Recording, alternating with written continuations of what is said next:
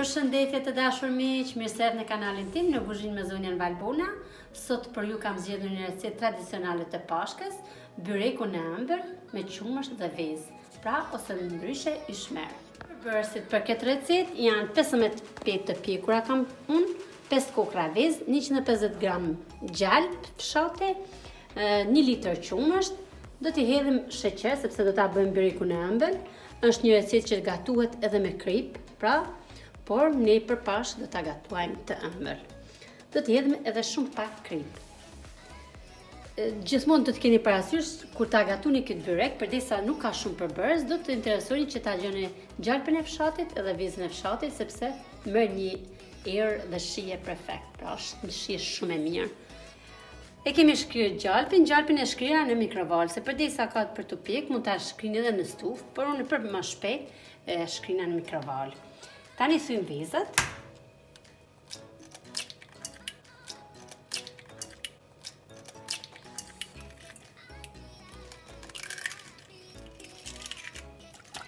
Tani vazhdojmë e krahasojmë mirë në mënyrë që undyra dhe qumshtit të lidhen mirë, pra të gjithë përbërësit të lidhen mirë, dhe mos të ngelen undyra sipër dhe qumshti poshtë, por të jenë të lidhur të gjithë përbërësit bashkë.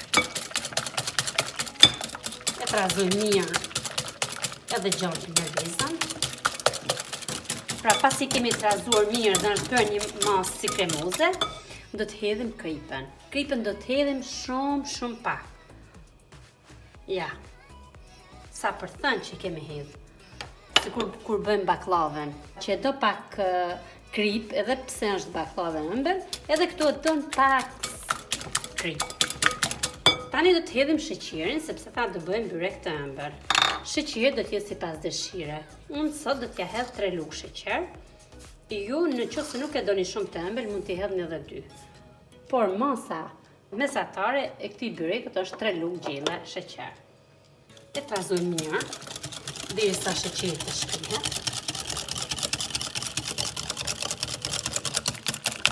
Të hedhim avash, jo gjithë qumshtin për një herë, sepse tham do të lidhet masa mirë.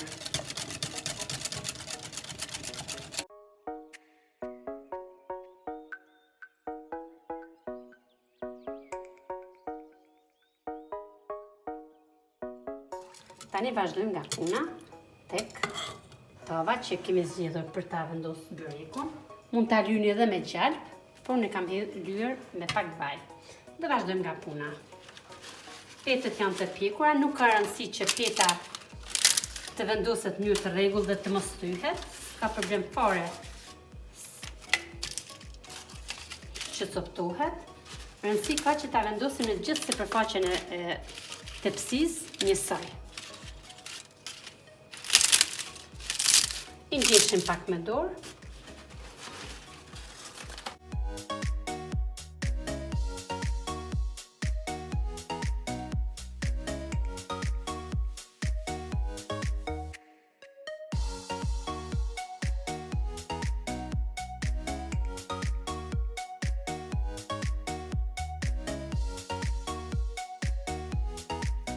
Unë vendosi 5 petë e para, e hedh harxhin.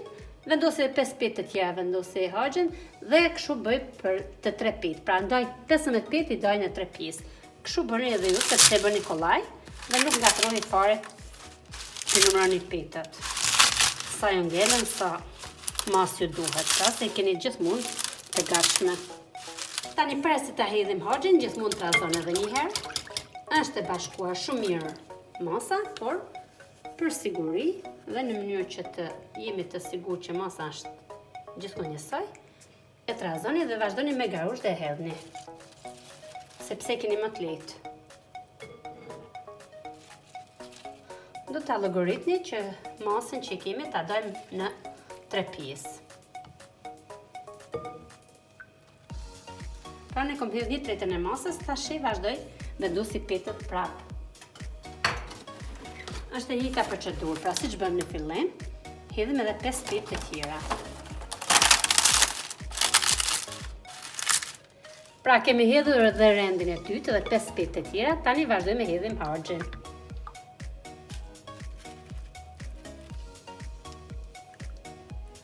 mënyrë të rregullt, në mënyrë që të gjitha petet të njohen. Tani vazhdojmë hedhim edhe petën tjetër, pra rendin tjetër dhe 5 petë të fundit. Tash e vendosur këtu, i ngjeshim me dorë në mënyrë që të shtypen pak dhe të palohen, sepse këto rrinë shumë të ngritura dhe njëherë mendon se stilizante të sija, por avash kur të njohen dhe të pushohen, do t'i shikoni se do ulen dhe do të bjen masa, pra nuk do t'jenë kjo masa që duket tash, është edhe pjeta e fundit, pra. Tham është një recetë që bëhet shumë shpejt në qoftë se kemi petë gati.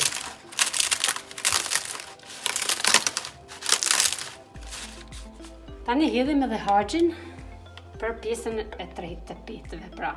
Ose siç tham, për 5 petë të fundit. Edhe njohim mirë në gjithë sipërfaqen.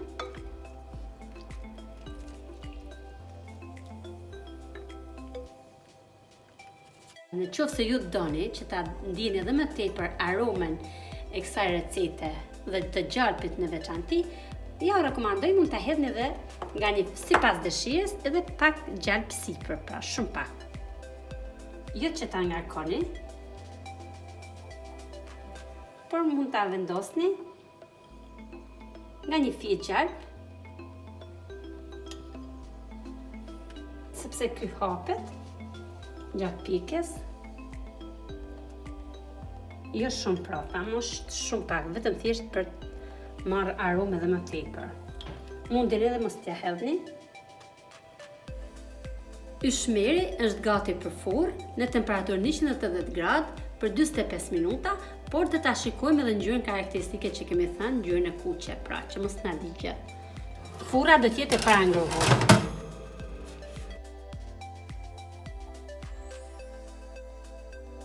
Ja, pra, edhe yshmeri është pjekur fiks.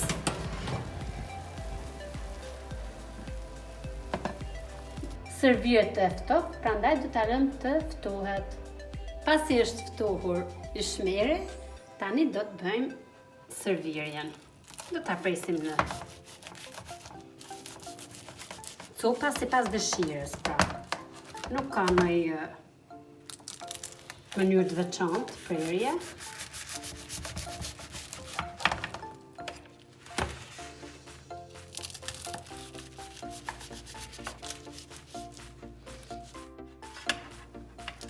Ja, pra, edhe yshmeri është gati me një shije shumë të mirë.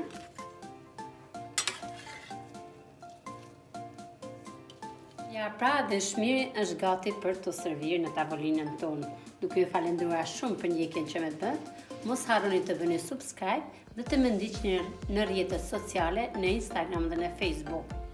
Urime dhe për shumë mot dhe jetë pashkët, të gëzuar qofshi gjithmonë.